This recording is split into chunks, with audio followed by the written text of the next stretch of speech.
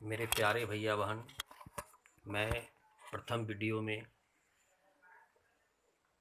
वृक्ष पेड़ पौधे के महत्व के विषय में बता रहा था।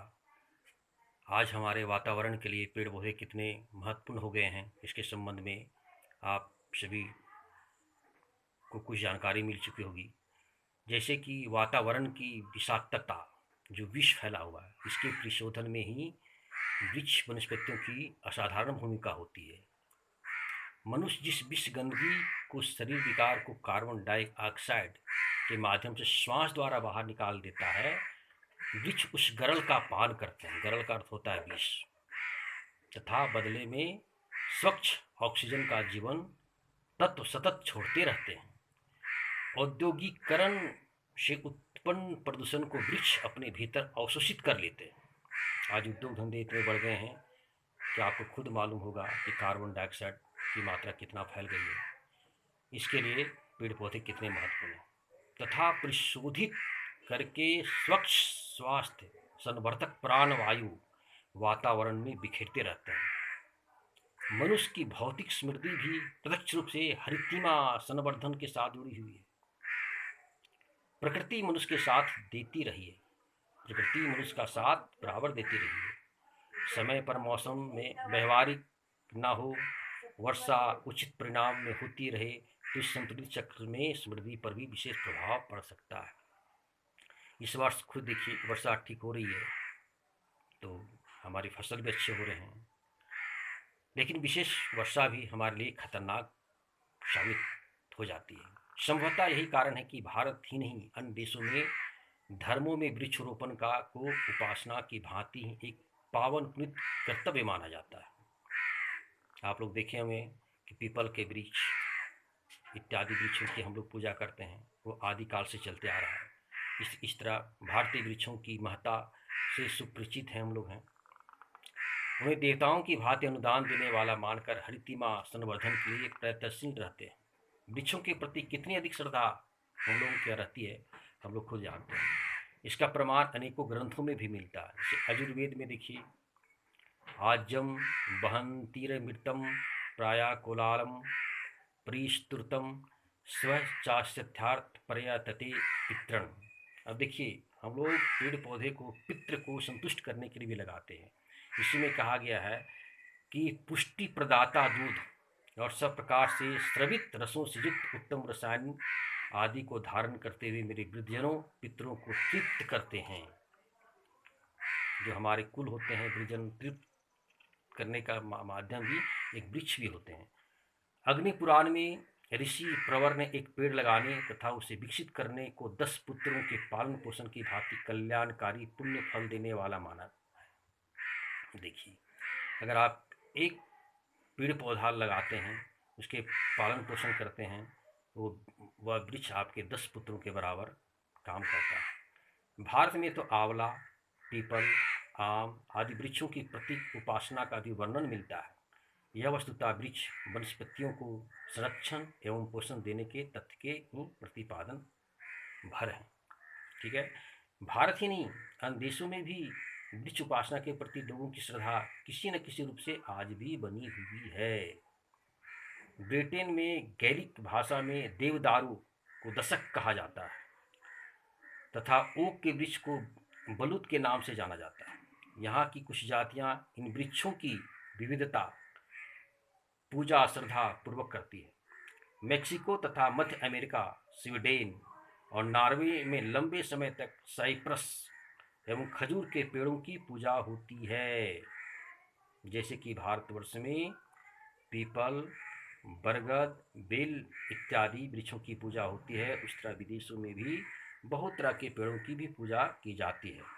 अफ्रीका एवं कांगो के निवासियों का ऐसा विश्वास है कि वृक्षों के नीचे बैठकर यदि झगड़ों विवादों का निपटारा किया जाए तो निर्णय गलती की संभावना नहीं रहती है। आज भी अफ्रीका एवं कांगो में पेड़ों के नीचे पंचायत लगने का रिवाज प्रचलित है। ऐसे भी दूर दराज गांवों में भी भारतवर्ष में इस तरह के प्रचलित हैं। वृक्ष उपासना का अर्थ है उसकी महत्ता को स्वीकार करना, उसे संरक्षण एवं पोषण देना। इसी तथ्य को हृदयंगम कराने के लिए वृक्ष आराधना लंबे समय तक प्रचलित रही है। जिसे कभी अंधविश्वास का कर उपहास उड़ाया जाता था, लेकिन आज उसके पीछे लोगों का सूक्ष्म रहस्य का पता चल चुका है और उसके इस महत्व को वे समझ चुके हैं। जीवनदायिनी वृक्षों की उपयोगिता एवं उपादेयता अब किसी से छुपी नहीं रह गई है। दुर्भाग्यवश अपने देश में भी पिछले कुछ दशकों में वनों की अंधाधुंध कटाई हो रही है। फलस्वरूप कुल भूभाग का मात्र 20% भाग वनों का अवशेष बचा है, जो अनिवार्यतः पर्यावरण संतुलन सीमा से 13% कम है। अन्य देशों ने वृक्षों की कटाई पर कड़ा प्रतिबंध लगा दिया तथा हरितिमा बढ़ाने के सरकारी और गैर सरकारी दोनों ही स्तर पर समय प्रयास आरंभ कर दिए गए। अपने यहाँ भी हर व्यक्ति का यह नैतिक एवं सामाजिक दायित्व होता है कि वह एक हरितिमा संवर्धन के लिए व्यक्तिगत एवं सामूहिक स्तर पर प्रयासरत रहे।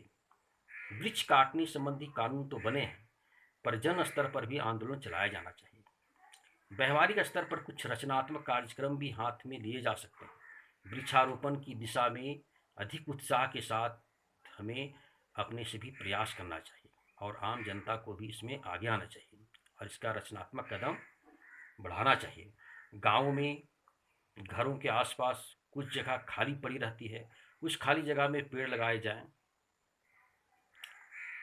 तो गांव के किसी बगीचे में बसा हुआ सुंदर शोभायमान प्रतीत होगा। पेड़ पौधे को देखने से मन भी हरा हो जाता है। खेतों में यथास्थान फल वाले वृक्ष लगाए जा सकते हैं। ऐसे बहुत से पेड़ होते हैं जो जगह भी ज़्यादा नहीं घेरते। इससे अनेक आसपास के खेतों में भी अड़चन नहीं आती है और साथ ही उनसे फलों का छाया का लाभ मिल सकता है। जहाँ खाली जगह है, जमीन ऊसर और बंजर है, वहाँ भी जमीन के उपयुक्त वृक्ष लगाए जा सकते हैं।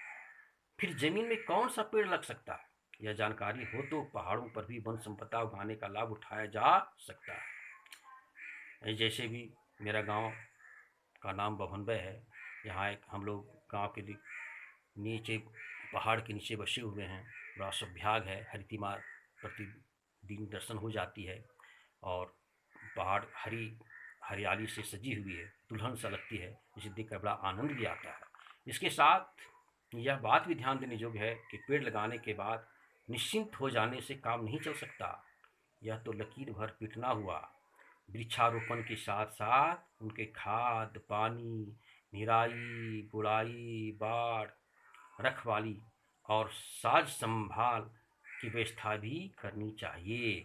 स्वयं इस प्रकार के कार्यों में रुचि लेने के साथ साथ सर्वसाधारण को भी वृक्षारोपण का महत्व समझना चाहिए और इस दिशा में प्रेरित और प्रोत्साहित करना चाहिए। इस तरह मेरे बंधुओं, हम जानते हैं कि वृक्ष का कितना बड़ा महत्व है। देवी देवताओं के समान हम इसको पूजते आए हैं, यही मूल कारण है। और एक बात और जान जाइए कि पीपल का एक ऐसा वृक्ष है जो रात दिन ऑक्सीजन प्रदान करता है, ऑक्सीजन ही छोड़ता है। और पीपल की महत्ता यह भी है कि अगर आपको सिर दर्द करे तो पीपल के वृक्ष के नीचे उसकी छाया में बैठ जाएं और उसके नाजू नाजू एक दो पत्ते को उसका रसास्वादन करें तो आपका माथा दर्द बहुत जल्दी ठीक हो जाएगा। इस तरह मेरे प्यारे भाई और बहन माताओं, जो भी सुने आपको अच्छा लगे तो सब्सक्राइब करेंगे और शेयर करेंगे। धन्यवाद, नमस्कार।